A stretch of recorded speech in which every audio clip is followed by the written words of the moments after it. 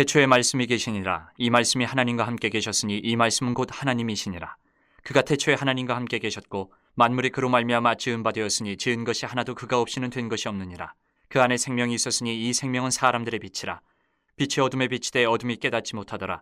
하나님께로부터 보내심을 받은 사람이 있으니 그의 이름은 요한이라. 그가 증언하러 왔으니 곧 빛에 대하여 증언하고 모든 사람이 자기로 말미암아 믿게 하려 함이라. 그는 이 빛이 아니요 이 빛에 대하여 증언하러 온 자라.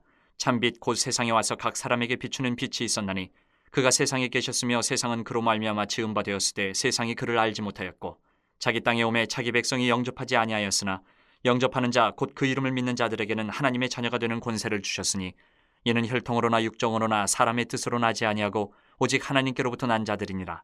말씀이 육신이 되어 우리 가운데 거하심에 우리가 그의 영광을 보니 아버지의 독생자의 영광이요 은혜와 진리가 충만하더라. 요한이 그에 대하여 증언하여 외쳐 이르되 내가 전에 말하기를 내 뒤에 오시는 이가 나보다 앞선 것은 나보다 먼저 계심이라 한 것이 이 사람을 가리킴이라 하니라. 우리가 다 그의 충만한 데서 받으니 은혜 위에 은혜로라.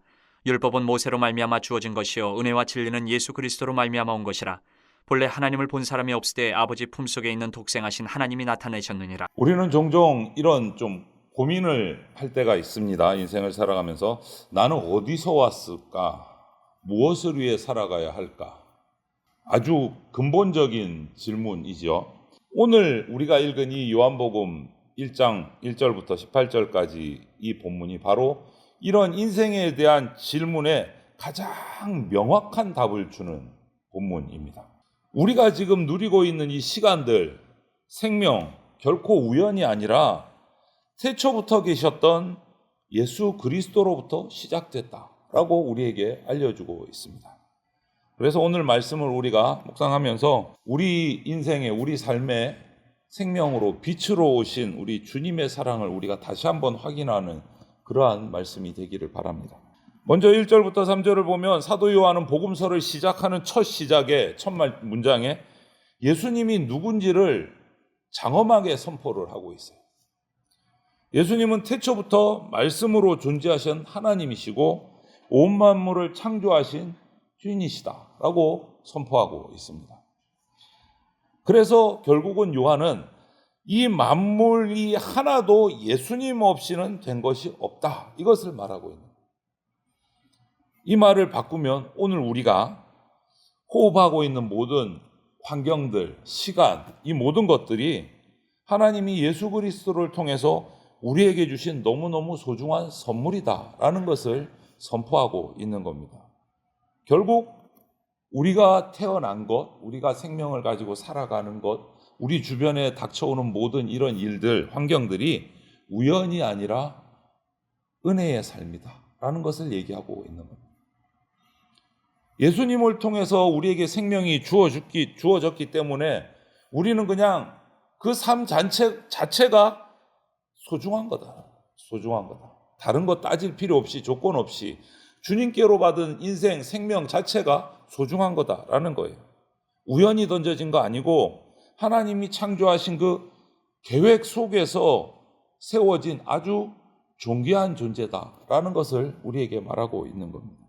그래서 우리는 주님이 내게 주신 이 생명의 가치를 얼마나 소중한지 우리는 잊어서는 안 됩니다.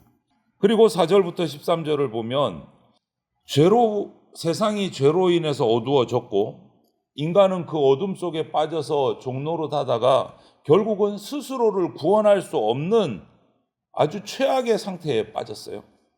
바로 그때 예수님이 생명의 빛으로 우리를 찾아오셨다라고 말씀하고 있습니다. 빛이 어둠에 비치되 세상이 이것을 깨닫지 못하고 더 배척했습니다. 그런데 주님은 빛을 배척하는, 예수님을 배척하는 세상을 그 거절에 발길 돌리지 않으시고 묵묵히 그냥 하나님의 뜻대로 그 어둠 속으로 들어오셨어요. 그리고 우리에게 다가오셨어요. 거절을 넘어서서 우리에게 다가오신 이 빛 대신 주님의 사랑을 우리는 잊어서는 안 됩니다. 이 빛 앞에서 오늘 세례 요한은 나는 빛이 아니다, 오직 예수님만 드러내는 삶을 살았다, 이렇게 고백을 해요. 우리 역시도 마찬가지입니다. 세상이 주님을 거부할지라도 이 세례 요한처럼 그 빛 대신 예수님을 증언하는, 하나님의 사람으로 우리가 준비되고 살아가야 된다. 그리고 주님을 영접하고, 그래서 주님을 영접하고 그 이름을 믿는 자에게는 인간의 혈통이나 육정이 아니라 하나님의 자녀가 되는 권세를 주셨다라고 오늘 선포하고 있어요. 우리가 바로 하나님의 자녀가 되는 권세를 받은 사람이다라는 것을 우리가 기억하고 날마다 감사하면서 살아가야 됩니다. 그리고 오늘 이 14절부터 18절에 또 말씀을 보면 아주 중요한 말씀이 나오는데, 이 말씀 14절의 이 핵심은 하나님이신 말씀이 우리와 같이 육신이 되셨다. 우리와 같이 육신이 되셨다. 그러면서 이어지는 말에 뭡니까? 우리 가운데 거하심에, 이렇게 말씀하고 있어요. 이 말은 우리 곁에 성막을 치셨다, 같이 살아간다라는 뜻이에요. 그렇게 거절하고 거부하고 대적했는데도 불구하고 빛이신 예수님이 우리 가운데 들어오셔서 우리 곁에 그냥 내가 살아가는 삶 속에 성막을 치시고 나하고 같이 살아가 주신다.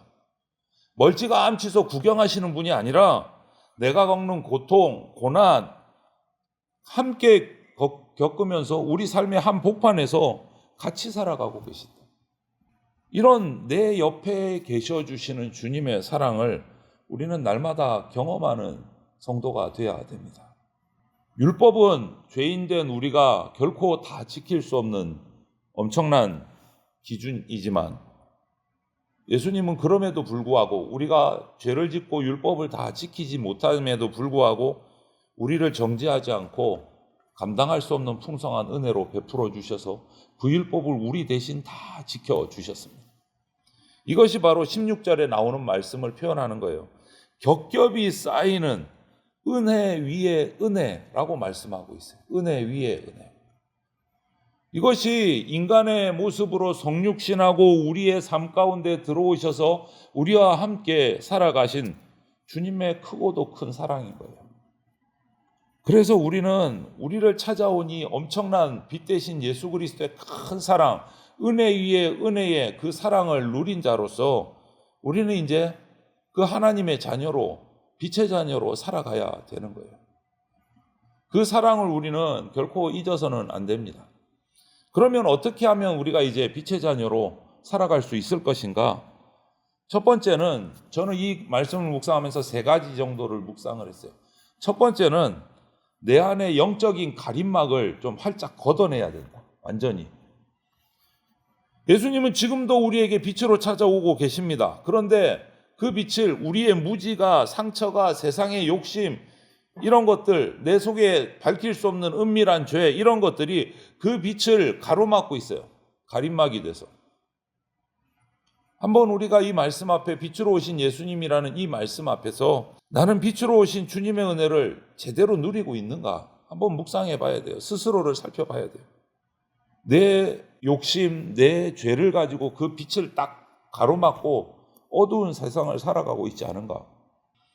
어느덧 2026년 시작됐다고 했는데 한 달이 다 지나가고 오늘 둘째 달을 맞이합니다. 2월 1일이에요.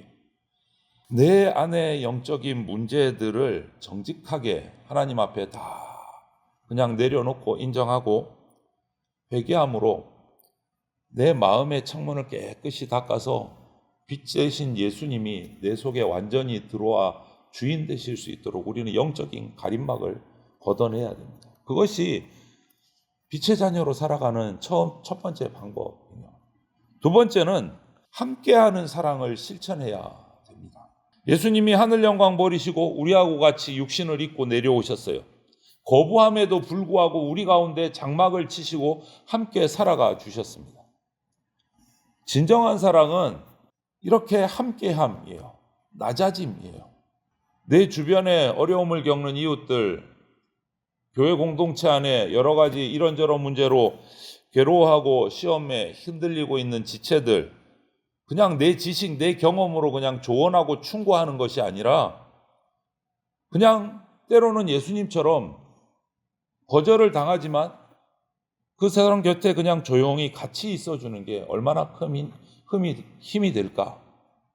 내가 가진 어떤 위치, 어떤 자존심 이런 거 내려놓고 그냥 힘들어하는 지체 옆에 가만히 함께 해주는 것이 얼마나 큰 사랑인가. 이것을 오늘 예수님의 이 모습을 보면서 깨닫게 됩니다. 마지막으로 한 가지 더 우리가 빛의 자녀로 살아가기 위해서는 거절당하더라도 사명의 자리를 지켜야 된다. 우리가 세상에서 예수님의 제자로 살다 보면 예수님하고 똑같은 대우를 받을 때가 있습니다. 무시당하고 거절당하는 것. 거기에 우리는 상처받지 않았으면 좋겠어요. 주님도 이 땅에 오셨지만 영접받지 못하셨기 때문에. 그러면 그 주님을 따라가는 나는 똑같은 대접을 받을 수 있음을 우리는 항상 마음에 기억하고 있어야 돼요. 하지만 주님은 그 거절을 세상을 탓하지 않으시고 끝내 함께 계시면서 그 영혼들을 구원해 내셨어요. 우리의 일터, 우리의 가정, 이런 모든 현장들이 아무리 어둡고 주님을 밀어내고 거절하는 현장일지라도 내가 그곳에 예수님의 빛을 비추어야 되는 하나님의 자녀다라는 것을 잊지 마시고 그곳이 내가 선교해야 될 선교지다라는 것을 잊지 마시고 빛의 자녀로 우리가 살아가기를 소망을 합니다. 세상이 아무리 어두워도 생명의 빛 대신 예수님을 기쁨으로 우리는 맞이하고 그 빛을 높이 들어서 비춰야 됩니다. 우리를 살리기 위해서 오신 그 위대한 어마어마한 그 엄청난 사랑을 우리는 기억하고 의지해야 합니다. 그래서 이 한 해 또 두 번째 달을 맞이하면서 예수님 꼭 붙잡고 그분이 주신 은혜와 진리 안에서 그 빛된 예수님을 비추는, 그래서 어두운 세상에 승리하는 그러한 삶을 살아가는 저와 여러분들 빛의 자녀가 다 되시기를 주님의 이름으로 축원을 드립니다. 아멘.